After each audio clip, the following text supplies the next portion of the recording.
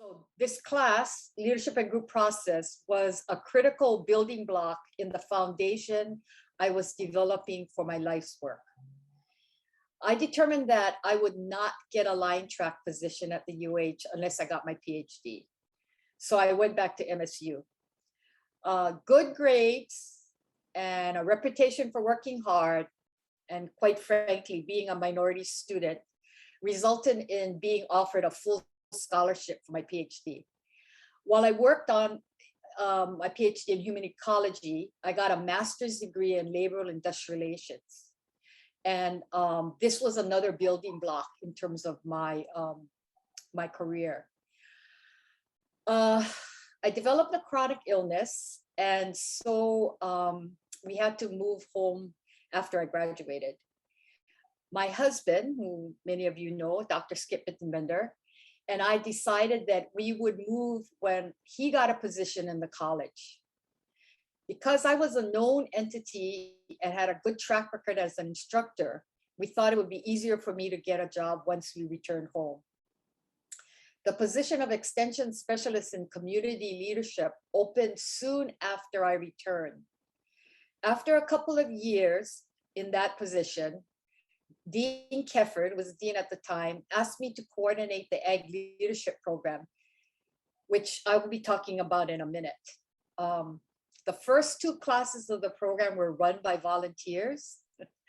You know, when you work with nonprofits and you have volunteers, you get kind of interest. Well, you know, it's tough, and so they thought they needed a professional in that position. The work was pretty enormous, so the board decided that they really needed a full-time person for this job, and they went out and lobbied the legislature and got this position. And I thought, oh, okay, that's great, because now I'll focus on community leadership.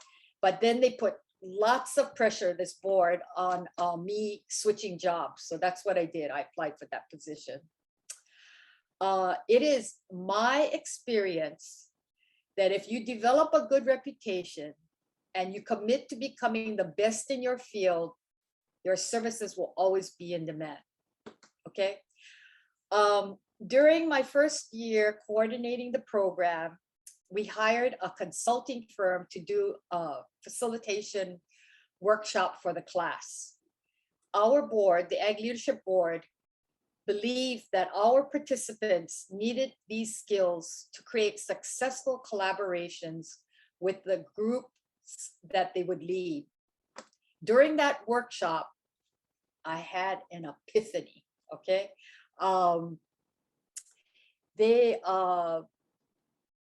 Everything that I had learned up until this time had created the groundwork for embracing this framework, this philosophy, these tools and skills. Janelle knows that she just participated in my workshop.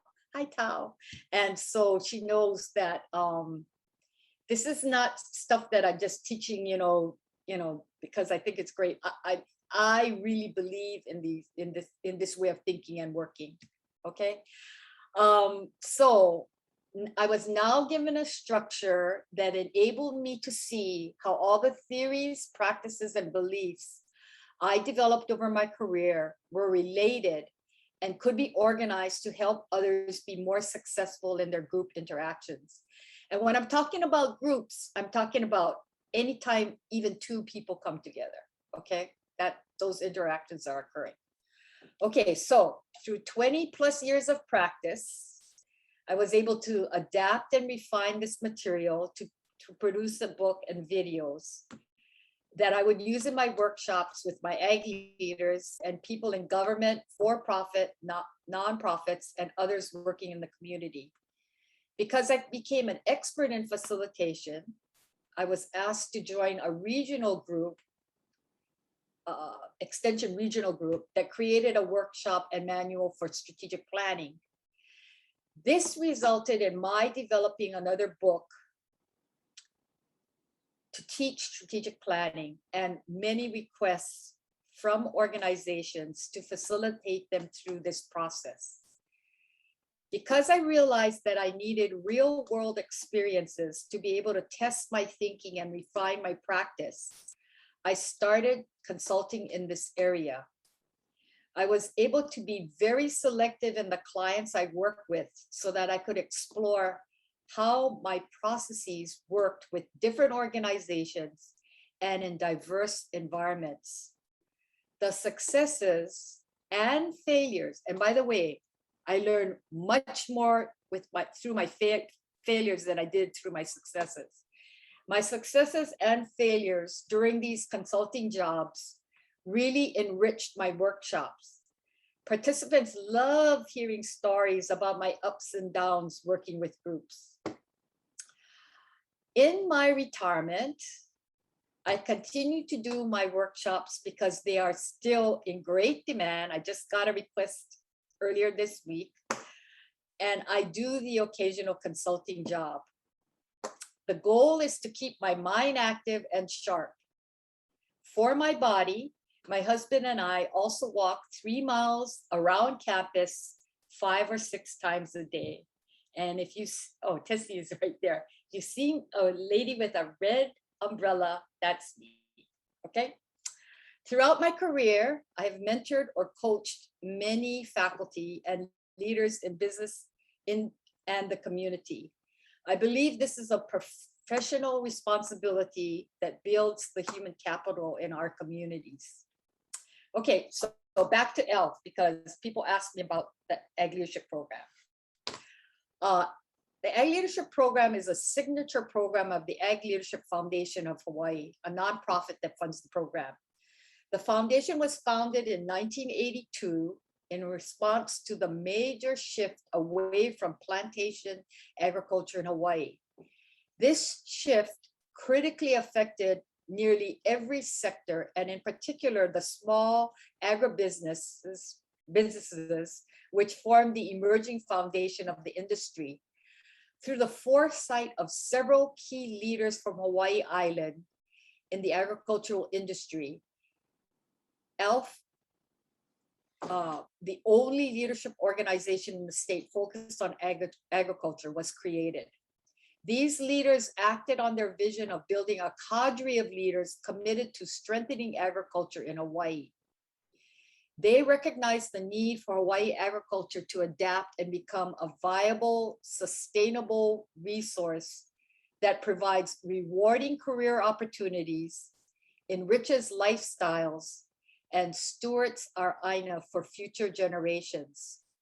At the heart of the program is the commitment to build the networks in agriculture so that people can work together for positive change. And that's why facilitation is so important.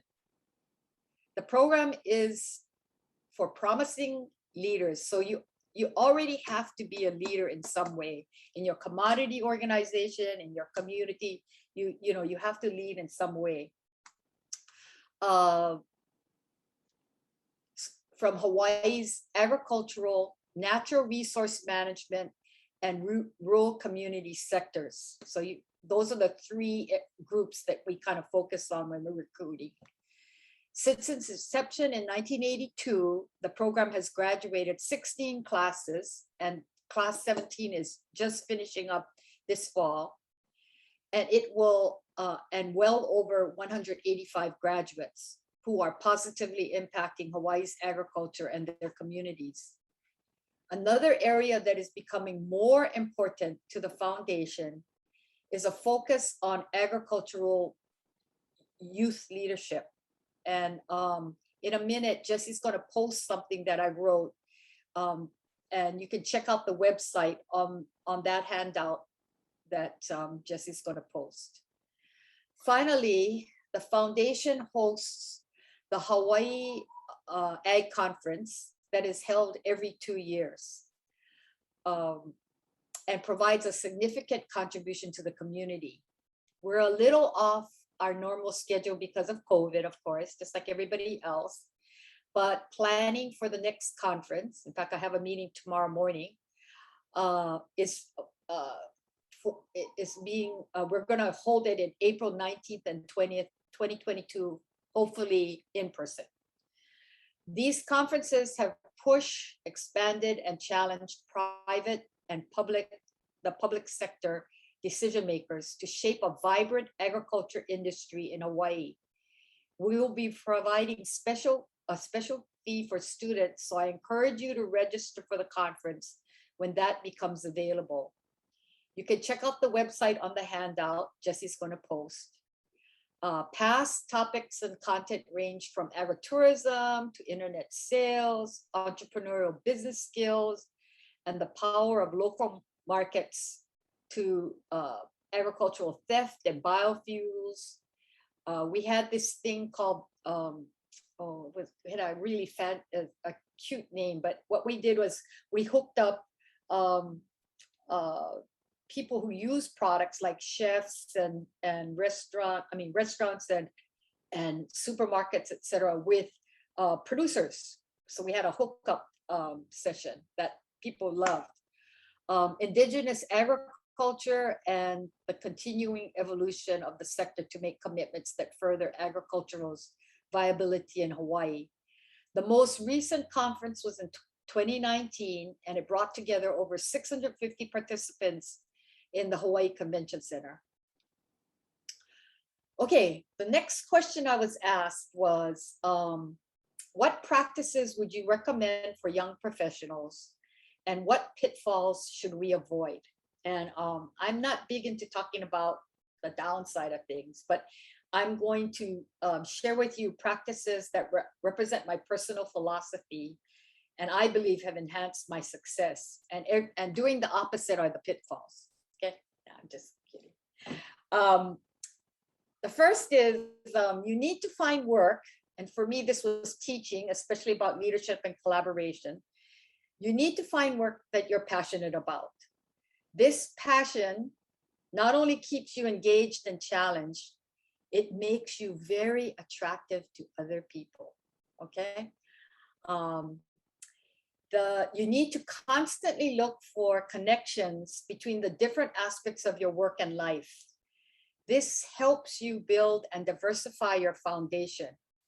I tried to highlight in the beginning of my talk some of the examples of how I build on earlier experiences during my schooling and career.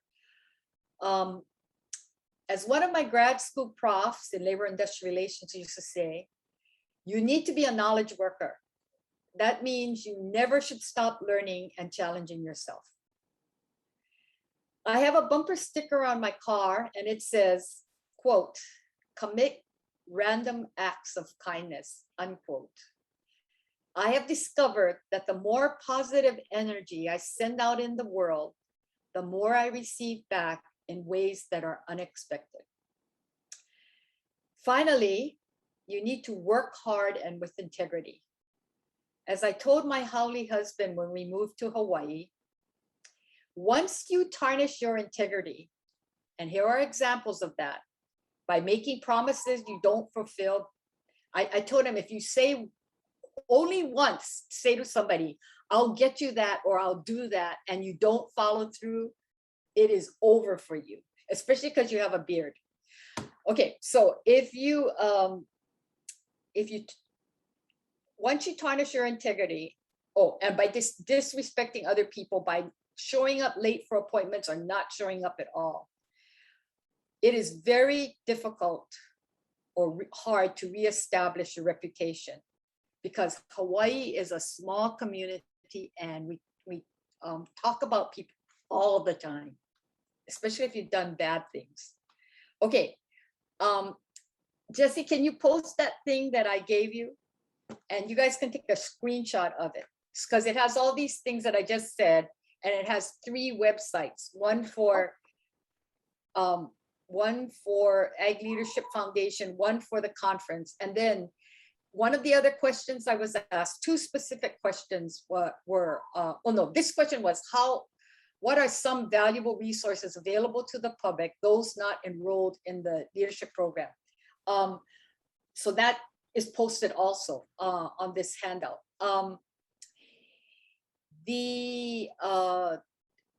At the end of July, I took a week-long conference. Thank you, Jesse. I took a week-long conference. I better move this because I can't read what I'm going to say to you. Wait 1 minute. Boy, I know what I have to leave. I have to leave the full screen. Okay, good. And a week-long conference on collaboration, and it provided all the latest data on how to do collaboration, both in person and virtually. And these people got a multi-million-dollar grant to develop this toolbox, and it is fabulous. So any of you interested in collaboration of any kind, you should take a look at this toolbox, and I send you the link for it, okay? Jesse is also going to provide a little poll, because I didn't want to spend time talking about using this time, unless we have time, to talk about facilitation. And I thought maybe I volunteered to do another session for people who are interested in facilitation and tools and skills in facilitation. So, but if we have time today, we can tackle that too. There was a unique item in terms of the questions. Somebody asked, is there an effort to reestablish an agricultural economics curriculum? And Jesse and I agree that that's probably a question that the dean and faculty have to answer. So that's not something I can answer. Okay, finally, there were two specific questions in facilitation. One was, do you have advice on facilitating virtual workshops or focus groups? And is a hybrid worth it? And the other was, I also was wondering how you could engage youth through our 4-H programs and community partnerships to be a part of this process. So I thought that, you know, I didn't know if we're going to have time on this session. So rather than try to answer those two specific questions, unless we have time at the end, I'm going to encourage those individuals who wrote those questions to get in touch with me, because I gave you my email address, and I can help you address those issues personally. Okay, so I think that's all I have, and I pretty much stayed within my 20 minutes that Jesse gave me. Okay, any questions? You're awesome. Does anybody want to jump on with any questions they have? Or you can put them in the chat too, if you're shy.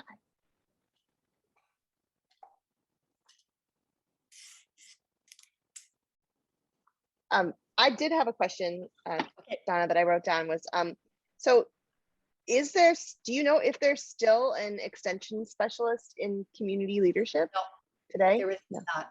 There is not one for community leadership. There is not one for ag leadership.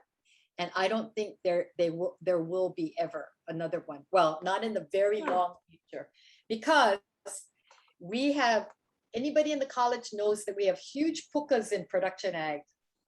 And we have a lot of clientele now who have a lot of issues, right?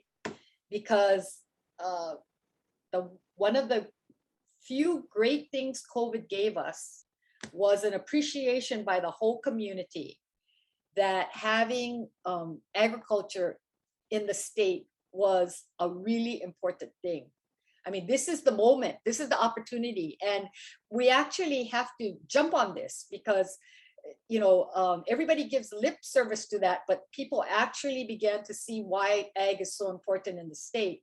And so I really think that the college is really trying to, you know, there are more and more farmers now, and but while the college cannot satisfy everybody's the great need that is out there for in terms of questions and things, we have some at the last ag conference, Skip attended the session with the young agents, and he was so impressed with them. He said, oh my goodness, Donna, we have some great young agents. So they're going to be the future, you know, and they're people are really, I think, I read on the news that we're getting another ag agent. I think that even the legislature is now following through in actual behavior by funding these positions, because they recognize that these people do need this kind of support, you know. And so I'm really sorry, because I think that ag leadership is really important, you know, us satisfying that need too. But I think people can get their training in different venues and online, whereas having an actual agent there who can meet with you online or actually come to your farm and help you with your issues, that really can be very, very productive, I think. And so I just don't think it's going to ever be prioritized, even in my department, high enough that a position in my lifetime will ever be filled. And anyway, that's my personal opinion. So, Donna, I have a Yeah. small question. Sorry, Okay. earlier I had a conference call that kind of ran a little over, so I couldn't join at the beginning part. But so Who's talking? I can't. oh, it's Rami. Oh, Rami. Okay, hi, sorry, Rami. No worries. So Yeah. I'm curious to know. I was very interested in starting a co-op for Ava on the Big Island. Okay. There is the Ulu cooperative, Right. but I do Very, want, very successful. Yeah. yeah, I want to model the Ava cooperative kind of similar to that. So would you recommend that I enroll in this agricultural leadership, or how would you recommend I go about it? This is a really good question. I actually think that, you know, Noah Lincoln is in the college, right? Yeah, he's my committee chair. Yeah, right. Oh, he's a committee chair. That's right. Okay. You know, I think that ag leadership, Rami, is a huge commitment. Mhm. It is 30 something days. I think we're down. At one point we were into 40 days, but every 6 weeks or so, we have a 4-day seminar. I mean, this last class had much of it virtually, but normally every 6 weeks, we have a 4-day seminar, and it's all across the state. Okay. So we must have, 6 times 4, 24. So maybe eight seminars, in an 18-month period. And then the class goes on a 2-week trip to the mainland, where they study in Washington, D.C., and they visit, you know, congressional delegation. They go to Beltsville. They, you know, interact with national and international leaders and organizations. And then they choose a state that they want to study, and they go for 1 week and study agriculture and rural communities in that state. So I think it's like a 38-day commitment. I mean, it's right up there, and you cannot miss a session. You know, but it's fabulous. I cannot say enough about it, because during that time you go all over the state. We have this huge network, as I told you, and every time we go to a different island, our alumni has a potluck, so you meet a whole bunch of different people, and then you get exposed to not only producers but processors, retailers, all different kinds of people. And it has really started really fast track the careers of a lot of people. You know, I was going to use as an example when you talked about, Ava, but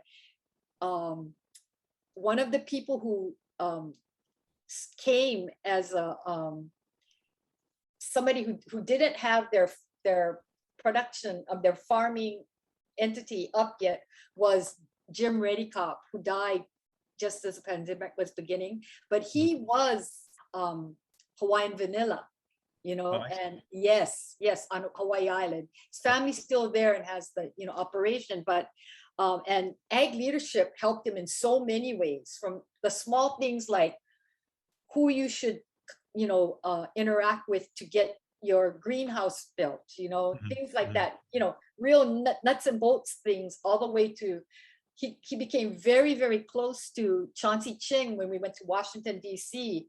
And, you know, he got a real big grant as a result result of that interaction, you know. So it can open up many doors for you. And I can highly recommend it if you commit the time, because if you cannot, then it's not for you. But nothing succeeds like success. And that Breadfruit Co-op has done many good things that has result, because not all co-ops have been successful, believe me. You know, I've worked with them over my career, but they've done a lot of good things. And one of them is that Noah Lincoln and his wife are fabulous champions of that group. And you have to have champions who are smart and willing to put in the time if you want to have success. Sure. Okay. So yeah, I would, if you were going to mentor under anybody, that's who I would mentor under them. Got Okay. it. Okay. Thank you. Yeah. Anybody else have a question? Yeah, go. Hi, Tao. Hi, hi, Donna. You know me, I always love to hear your story. So can you share with us, like, which of the many stories that you felt was like the most impactful in terms of the lessons that you've had throughout your whole experiences?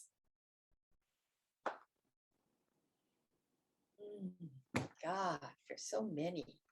Okay, I'll tell you one. We have this whole section in the workshop about how to reach agreement. Okay, and I have a little framework that I drew up that has two big oval shapes that represent two different sides of an issue. Okay, and I tell everybody this, it's kind of long, and you know, but we have the time, so I'll just go ahead and do it. But so we talked about the fact that I use this as an example, you know, Skip, when he started working with the coffee people on Kauai, I'm sorry, Kona, of course. He came home from a meeting and he said, "Oh man, Donna, they were so angry at each other that they almost had a physical fight. So you have to come out to the next meeting and facilitate this group." And so when I was a young professional and I was looking for a lot of experience, I would jump into those battles and, you know, learn many lessons and get many scars on my back. But one of the things I realized is in those situations, when people are that angry at each other, they absolutely are not listening to each other at all. So the way they picture themselves is they have like two, let's say these are the two groups. They have nothing in common, okay? And I tell people all the time that the fact that you're in the room together tells me that you have tons in common, you know? You're all interested in coffee. You're all interested in being successful. You got a lot of commonality, but you're not talking with each other. So you're not discovering what the common areas are, right? Okay, so the job of the facilitator is to create the safe environment where all the voices can be heard, okay? Because when everybody, you know, the bottom line is, you know, my number one mantra, if you come to my workshop, is legitimize immediately and often. And what that means is everybody wants their voice to be heard. They want somebody to hear them. And you have to hear them not only immediately, as soon as you can in any process, but you have to also hear them regularly during that process, okay? So, so that's what we do. We create those opportunities. We create a safe environment within which nobody gets attacked, and they actually all get to be heard, their opinion. And if they stop and actually listen to one another, they will begin to see that they're not like this, they're actually like this. And if they talk a little bit more, they're going to be like this. There's still edges where they don't agree, but there's a much bigger area where they do agree.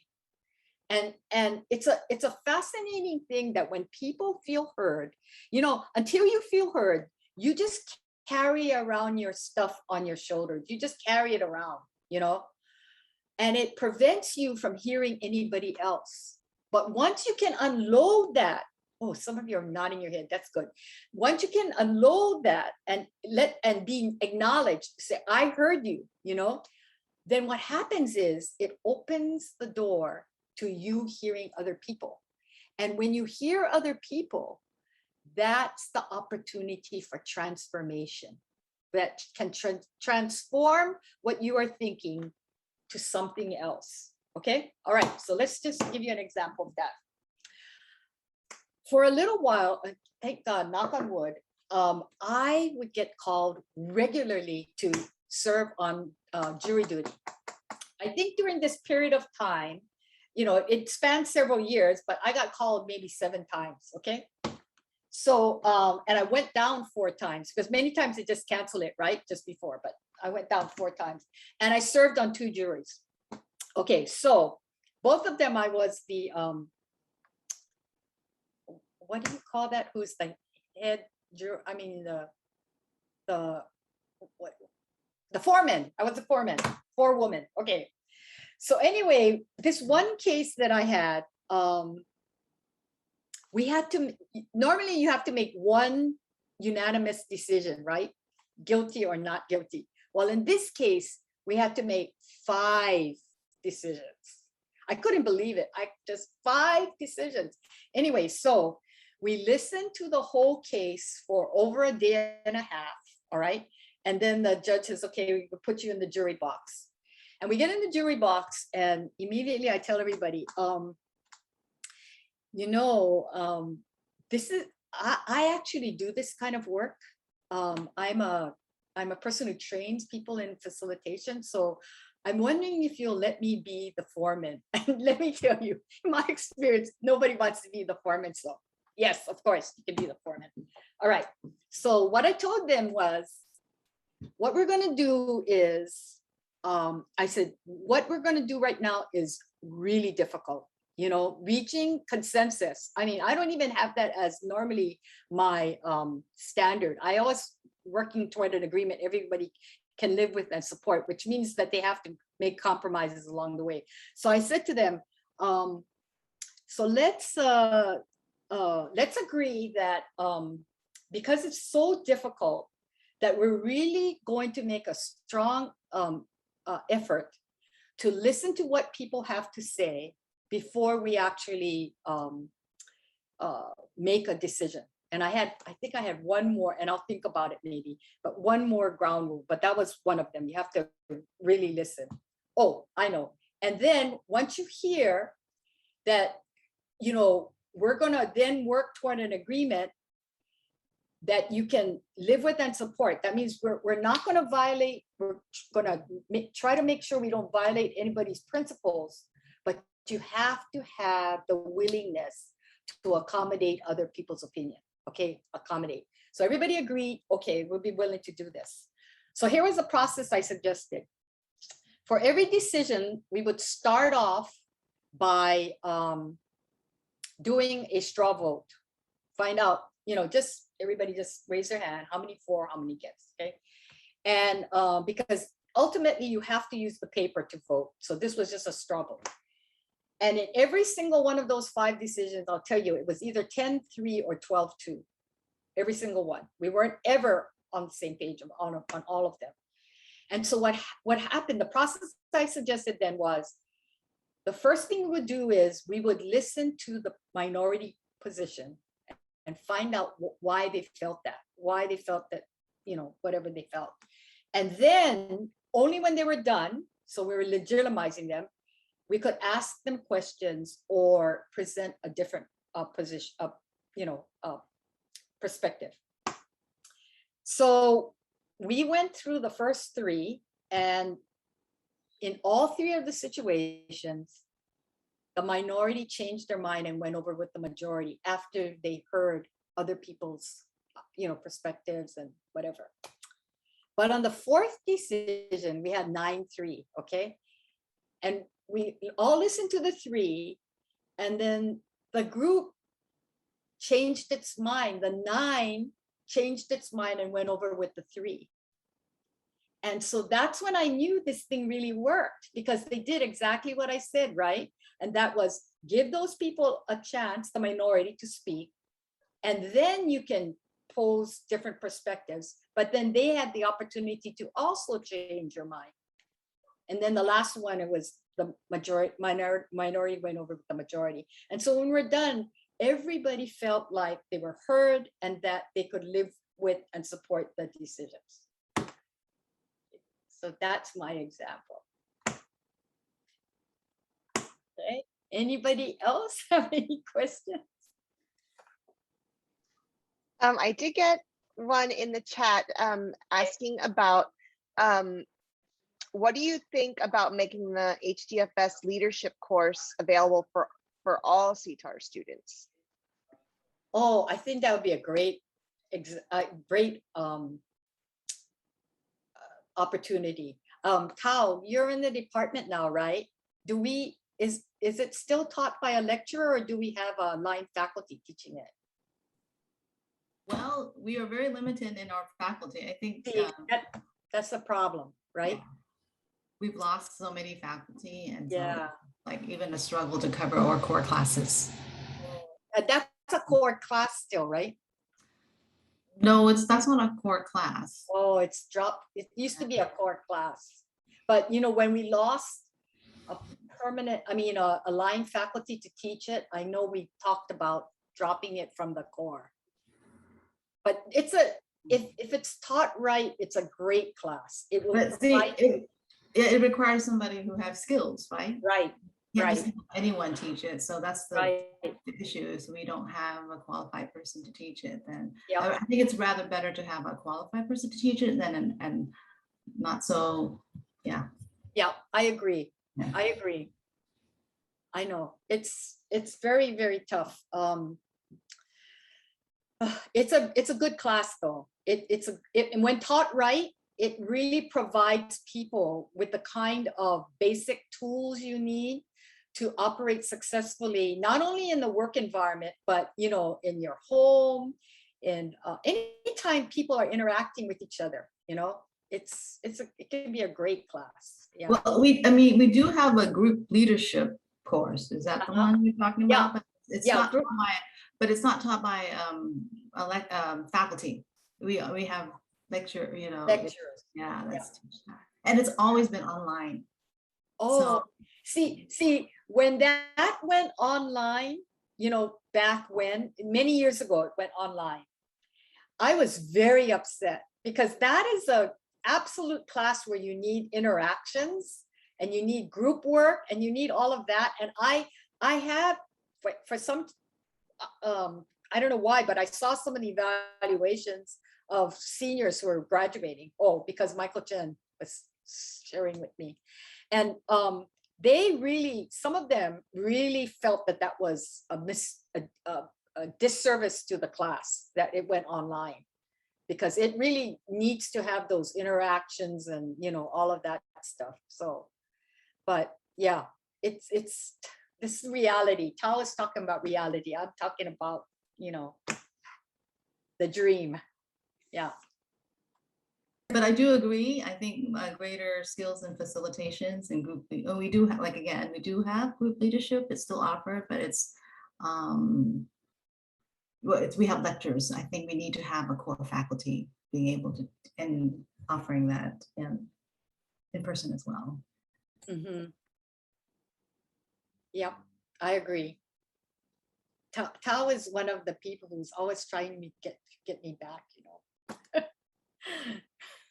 All right, any other questions? None? Because if there's not, I'm going to answer those two questions on the hybrid thing. Anybody? Okay, let's go to that then. Do you have advice on facilitating virtual workshops or focus groups, and is hybrid worth it? I am going to tell you that I have a very strong preference for in-person classes, of course. And maybe it's because I'm a dinosaur, but many of the things that I teach require people to really have interactions with each other. And I have participated now in many workshops, many sessions online, and the little small breakouts just don't do it. I mean, it's very difficult to get that kind of personal engagement that is, to me, necessary in the kind of classes I teach. So I think Skip is teaching his class now, his 1 credit class now, and he has 21 students, and he's teaching it in person down at the basement of St. John. So it is possible to do in person. And I have to admit that because Ag Leadership really pressed me in the beginning of this year, they got me to commit to doing my workshop, because I normally do my facilitation workshop for the Ag leaders. And they got me to commit to doing it for this class. It would be their first in-person class. And we did it in July before in my defense, before Delta blew up. And we were very lucky because our original meeting site lost air conditioning at the DOA. And so we were searching around for somebody and someplace, and the library wanted me to help them with some training. And so they let me use a big room in there in the Hamilton Library. And it was perfect because it had 6-foot tables and everybody got a table. So we were socially distanced and everybody wore a mask. And it was really good to be back in the saddle again. But 2 weeks later, I sent everybody an email to make sure they were all right, and we didn't have a super spreader event. Okay, so I've been by many people, when are we going to do the next workshop? And I've decided that I think I won't do another in-person workshop until 2022, because just getting the physical space and doing all the logistics of it, it's really challenging, and I have decided that a lot of people a lot of people are putting pressure on me. Oh, go online, do part of it online. That's what I heard. And I said to them, if I'm a perfectionist, Skip says that's one of my worst qualities, but because I'm an oldest child, So anyway, the thing is that it's really difficult. I mean, I've curated this workshop over many years. I mean, I change it every time I do it, right? And so to be able to adapt it to an online version of it is it's a tremendous amount of energy that has to be put into it. And then on top of that, you have to learn how to work with Zoom. OMG, that's like a real job. So anyway, I don't think I'll be starting again back until 2022. I actually have one scheduled already for the Ag agents in April after the Ag conference. So yeah, that's probably when I'm going to start, maybe a little earlier. But yeah, it's I think really tough. So so I'm saying to this person that if they were going to do the workshop, I would suggest to make it hybrid. You can do part of it online, but you should definitely do the interactive parts together, especially if you want to create a group that has some connection to each other, because a lot of times in my workshops, I'm trying to create an environment where people are not only have a safe space to learn together, but they can become resources for each other. Because the best time to facilitate is when you have no stake in the outcome, and that's mostly where I do my consulting, is because I don't know squat about anything. And I go in, and that's a good thing, that not knowing, because once you know stuff, you organize it and you start having opinions about it. I'm in there to let everybody talk, and then I'm listening for the common themes and helping them acknowledge what those themes might be that they might collaborate around, you know? So yeah, I'm always trying to get groups to go beyond just being in a workshop together and being a support group for one another. So yeah, that's why I think it needs to be hybrid.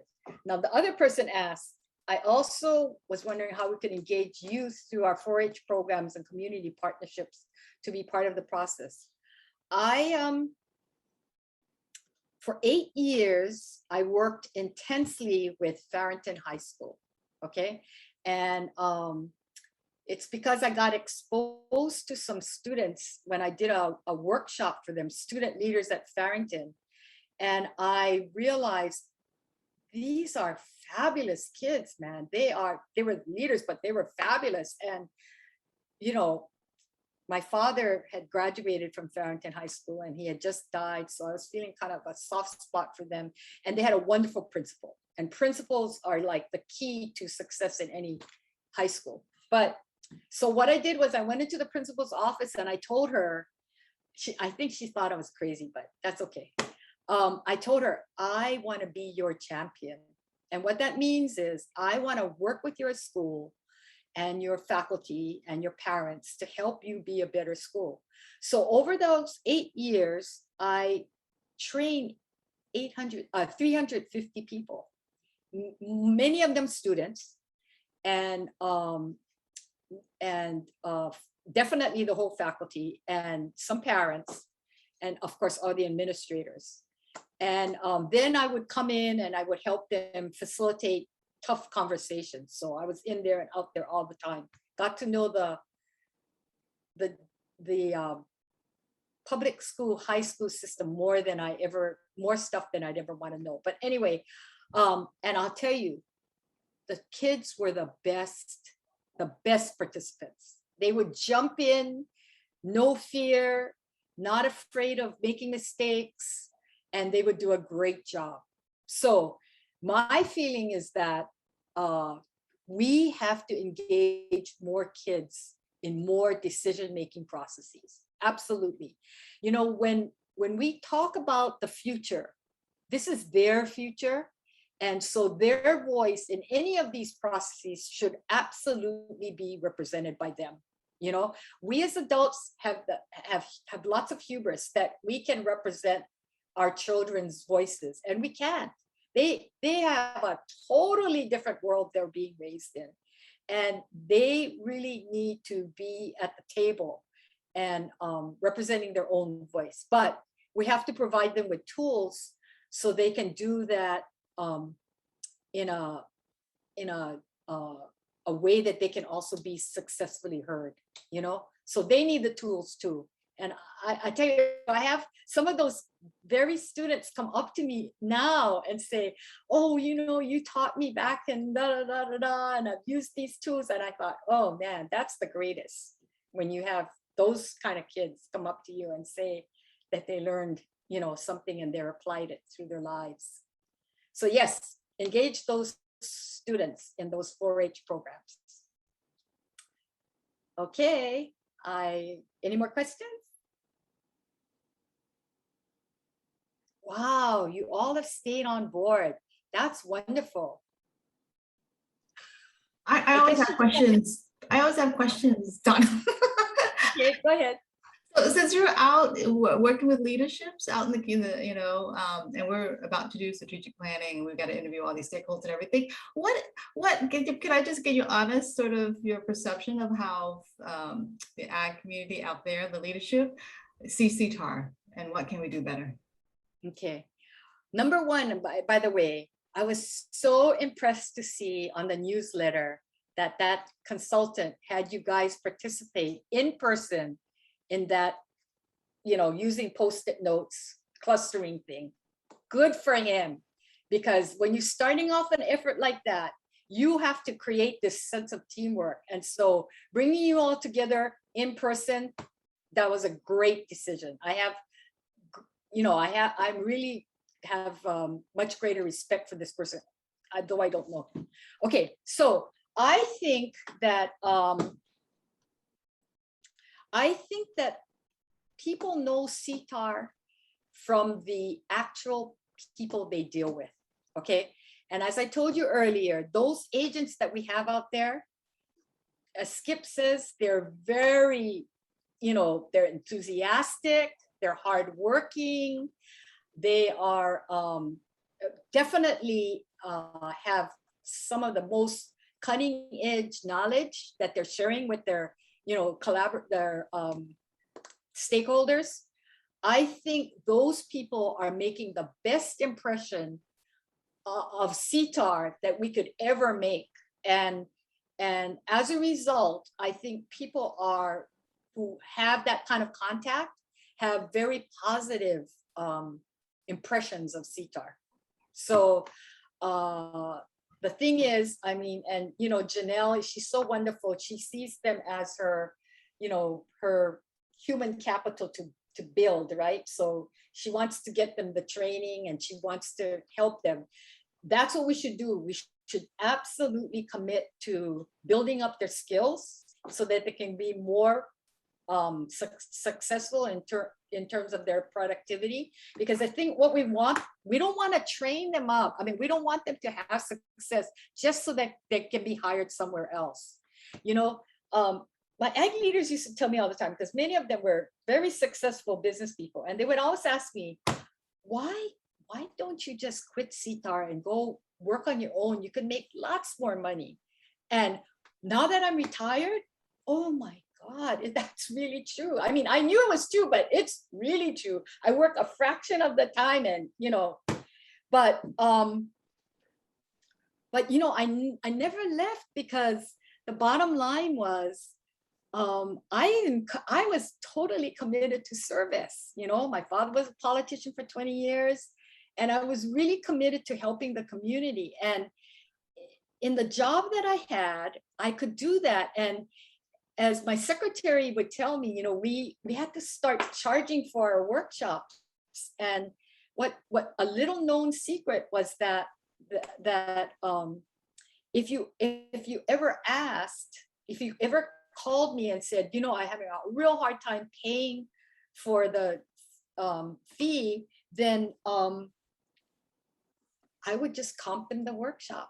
And my secretary would say, maybe we've comped 40,000 workshops, around that amount at least, right? Because, hey, this is like the money goes into my revolving account, and it just helps me write the book and do all that stuff and create the videos. So it's great, and travel to the neighbor islands to service people. But that's what it's for. It's for helping the community. So we don't want those people to be, those agents to be enticed by private industry to become consultants. We want them to stay at CTAHR. So we have to view them as the wonderful resource they are to us and treat them well, So anyway, that's a really important thing, that we must really value all the people, our staff, from secretaries and people who clean our buildings. All of them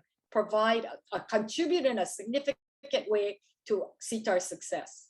And if they're happy, they show a happy, satisfied face to the community, and that's really important, because many of them interact.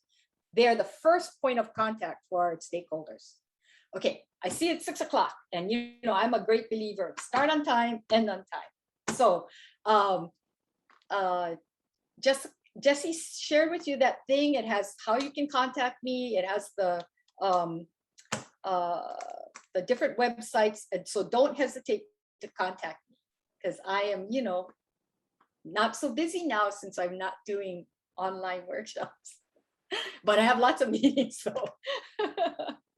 Thank you so much, Donna, for being here and talking with us. This was really enlightening for me, and it has always been my dream to do the Ag Leadership Program. Oh my gosh, it's like a dream of mine. So it's nice. It was good to hear more about it, and thank you very much. And everyone on board, I am going to be sending an email out. I did post the document in the chat, but I will send an email out with that with that document in the attachment, and also a link to an evaluation if you can fill that out for us to help us bring you more such wonderful programming in the future. So thank you again, and please Welcome. everybody take care out there. Okay. Bye. Bye-bye. Thank you. Thank you, Donna. You're welcome.